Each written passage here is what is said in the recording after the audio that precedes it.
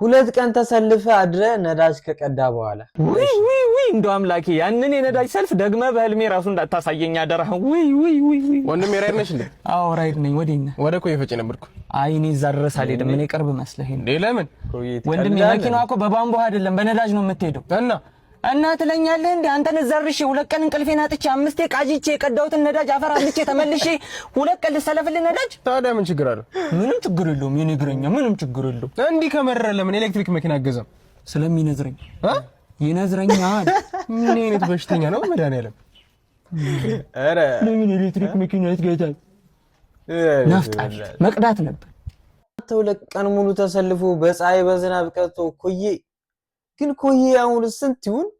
እኔ በደህናው ጊዜ እስከ 60 ምናምን ብር አይ ቲንክ 60 ብር ምናምን መሰለኝ ነበር የሚፈጅብኝ። አሁን አሰብኩት እኔ ኮዬ